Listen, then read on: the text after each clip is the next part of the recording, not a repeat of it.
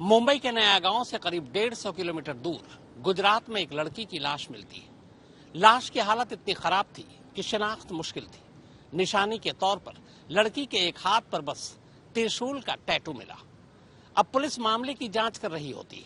करीब महीने भर बाद अचानक एक सीसीटीवी कैमरा सामने आता है और इसके साथ ही लाश और कत्ल की पहेली सुलझ जाती है।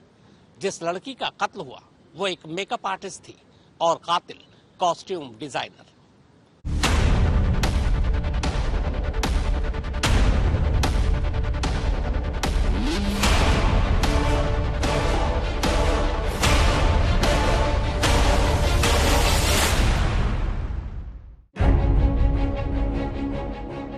अगस्त महीने की किसी एक तारीख को गुजरात के वलसाड में एक नाले से एक लड़की की लाश बरामद होती है। लाश नीले रंग के एक ट्रॉली बैग में पैक थी।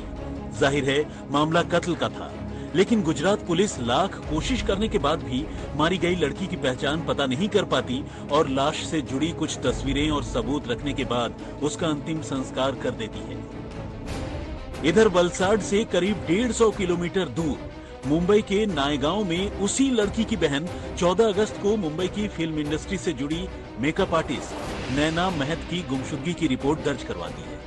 जब मुझे किसी का फोन आया कि तुम्हारी बहन का फोन नहीं लग रहा है, उसको शूटिंग में जाना है आउट ऑफ कंट्री के लिए, तो उसका फोन नहीं लग रहा है, तो कैसे भी करके तुम मुझे कांटेक्ट कराओ। तो मैं 12 तारीख को रिटर्न आई। आने के बाद घर पे चेक किया तो नहीं थी, और घर पे किसी को भेजा था भी नहीं थी, तो हमें लगा कि कहीं गई है। फिर मैं उसके घर से अपने घर गई, फिर सब लोगों को पूछा कि किधर है, कैसा है, जो दोस्त यार जो भी उसके कांटेक्ट में थे, तो मैंने पूछ के सबको देखा। फिर मैंने 14 तारीख को यहाँ पे पुलिस कंप्लेंट किया। मुंबई पुलिस नैना की गुमशुदगी की जांच शुरू करती है और तब उसके शक की सुई एक ऐसी सीसीटीवी फुटेज पर जाकर टिकती है जिसे देखकर उसके कान खड़े हो जाते हैं। असल में ये फुटेज उसी अपार्टमेंट की लिफ्ट के कैमरे में कैद हुई थी जिसमें नैना महत रहती थी। चूंकि पुलिस नैना की गुमशुदगी के मामले की जांच कर रही थी, तो वो गुमशुदगी वाले दिन नैना की बिल्डिंग में आने जाने वाले तमाम लोगों के बारे में जानकारी जुटा रही थी और इसी सिलसिले में इस फुटेज ने पुलिस का ध्यान खींचा। फुटेज में पति पत्नी की एक जोड़ी छोटी सी बच्ची को गोद में लिए अपार्टमेंट से निकल रही थी और खास बात ये थी कि पति के हाथ में एक नीले रंग का ट्रॉली बैग था। पहली नजर में ये तस्वीरें किसी फैमिली आउटिंग की तस्वीरें लग रही हैं, लेकिन जब पुलिस ने इस फैमिली के बारे में जानकारी जुटाने की कोशिश की तो उनके बारे में अपार्टमेंट में रहने वाले लोगों को ज्यादा कुछ भी पता नहीं था। यहीं पुलिस का शक गहरा गया। अब पुलिस ने इन्हीं तस्वीरों के सहारे पहले इन फैमिली की पहचान पता की और फिर मुंबई के ही वसई से उन्हें हिरासत में ले लिया। पति पत्नी की पहचान मनोहर शुक्ला और पूर्णिमा के तौर पर हुई और मनोहर शुक्ला मुंबई की फिल्म इंडस्ट्री में ही ग्राफिक्स डिजाइनर का काम करता था, उसी इंडस्ट्री में जिसमें नैना महत भी मेकअप आर्टिस्ट का काम करती थी। बस यहीं से कनेक्शन जुड़ा और पुलिस ने नैना की गुमशुदगी का राज खोल दिया। ये गुमशुदगी नहीं, कत्ल का मामला था।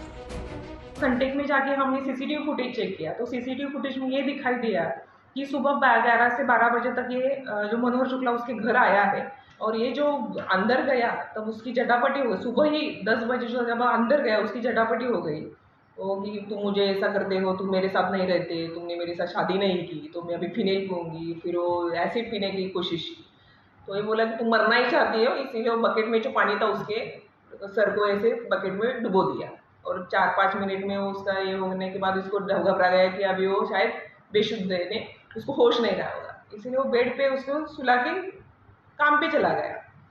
फिर वापस दोपहर में आके देखा तो वो सोई हुई थी, तो समझ में आया कि ये मर गई है। फिर रात को 9:45 बजे उसको वाइफ को लेके आया और दोनों ने मिलके सब ऐसा उसको ट्रॉली में डाल के वहां जाके फेंक दिया। कहानी यह है कि मनोहर और नैना रिलेशन में थे।